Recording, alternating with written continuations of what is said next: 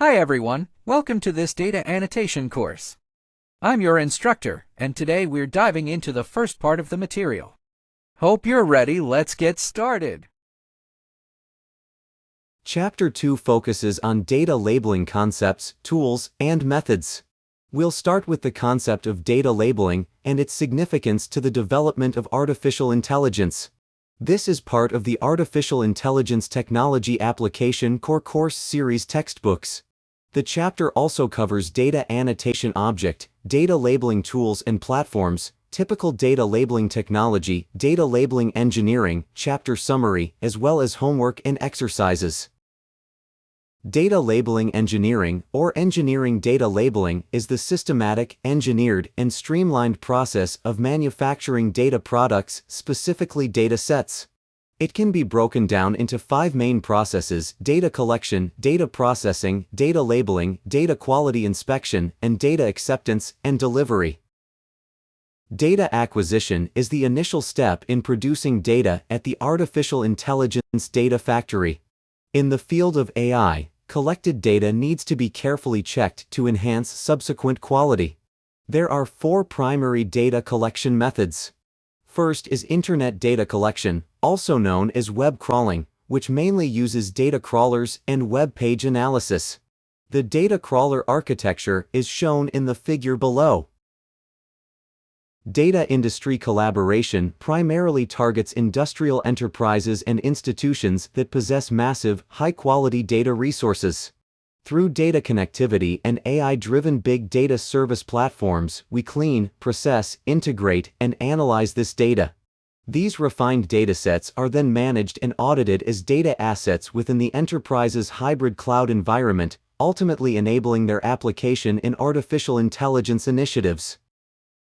Data industry collaboration primarily targets industrial enterprises and institutions that possess massive, high-quality data resources.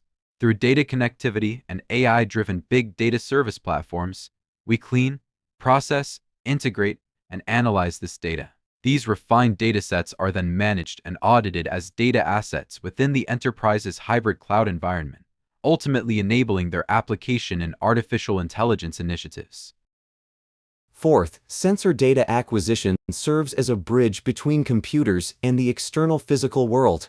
With the widespread use of computers, there are various equipment like video and camera devices, climate and environmental monitoring equipment, and traffic monitoring devices.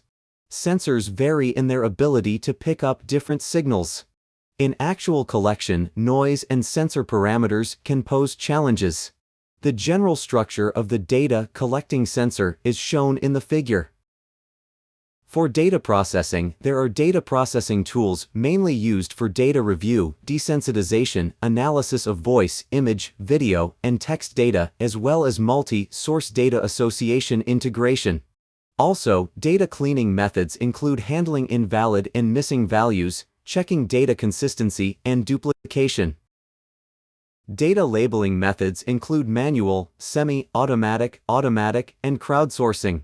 Before data labeling, 5 preparations are needed. Define the required labeling data and estimate the data volume. Analyze the data to understand its type, magnitude, purpose, and application scenarios for machine learning and model training.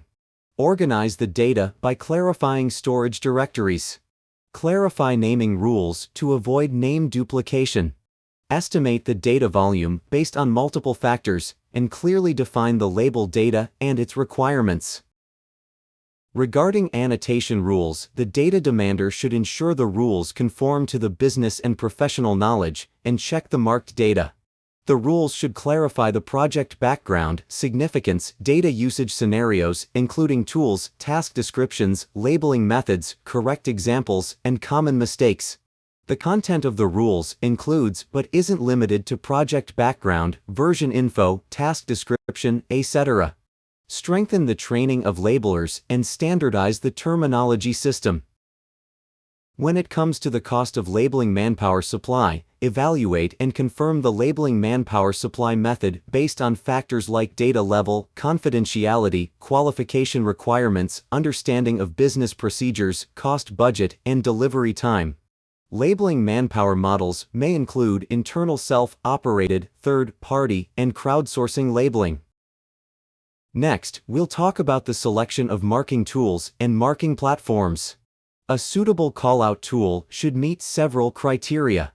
First, it should be easy to operate. This means reducing the operational difficulty for labelers and offering self-labeling in an interactive manner. Second, it needs to be normative. The data export format of the labeling tool should either meet the required format or be convertible to it. Third, efficiency is key. The labeling tool must ensure the efficiency of labeling tasks. The labeling platform, on the other hand, encompasses modules for all labeling tool functions, team management, task distribution, quality review, etc. All labeling processes are instrumentalized. Larger platforms can handle different annotation tasks like those for images, text, voice, or video. When the data volume is small, the data type is single, and the labeling cycle is short, it's advisable to choose a labeling tool. But when the labeling volume is large, there are many data types, the labeling is difficult, and the cycle is long, a labeling platform is a better choice. Now, let's look at the creation, distribution, development, and recycling of label tasks. First, for marking task creation, we need to clarify the basic information and requirements of the task, and then complete the task configuration and data upload. Second, in marker distribution, according to the parameters and requirements set by the task publisher, the labeling task is assigned to labelers. Also, details such as the number of labelers, daily workload, subtask recovery time, and task end time are specified. Third, in the development of labeling tasks, we should flexibly use semi-automatic or full manual labeling based on the actual tasks. In the early labeling stage, a small number of samples can be trial labeled following the labeling rules, and the results are fed back to the data demander. After confirming the correctness of the results, batch data labeling tasks can be carried out. Fourth, when it comes to the recycling of labeling tasks, as the project agreed task nears completion, the project leader must recycle the labeling work, ensuring that all assigned tasks are fully delivered. Data quality inspection is a crucial step in ensuring data quality. In terms of data quality inspection operations, we can use screening or sampling inspections. Usually, multiple full-time auditors check the data quality layer by layer during quality inspection. Once unsuitable data is found, it's handed over to the data labeling personnel for re-examination and correction until it passes the audit. Data quality inspection mainly consists of 3 steps. First, quality inspection aims to ensure that the data is valuable and meets the specific application purpose of the data demander. Second, quality feedback ensures that the labeling process is controllable and produces expected results. When low-quality data is encountered, early warning and feedback are given in a timely manner, and the cause is identified. Third, for the confirmation of qualified standards in quality inspection and control, it's necessary to establish and confirm these standards before spot checks and implement them in relevant links. The data labeling quality standard in the data labeling industry is mainly about the accuracy of labeling, covering image data labeling, voice data labeling, text data labeling, etc.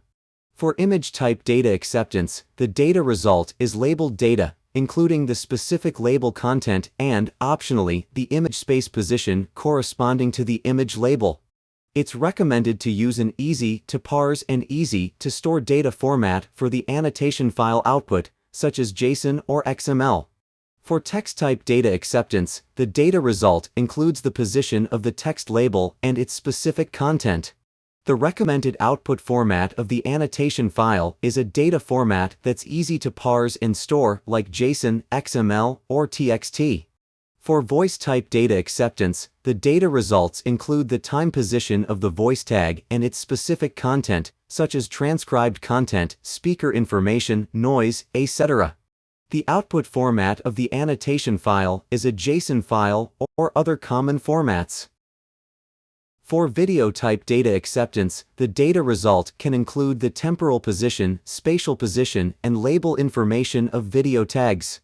It's recommended to use an easy-to-parse and easy-to-store data format for the annotation file output, such as JSON or XML.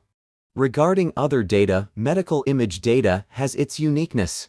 For DICOM type data, according to the requirements of ISO 12052, we refer to the output format of the previous image, text, voice, and video data, and store them in the corresponding tags and data sets of the DICOM data format.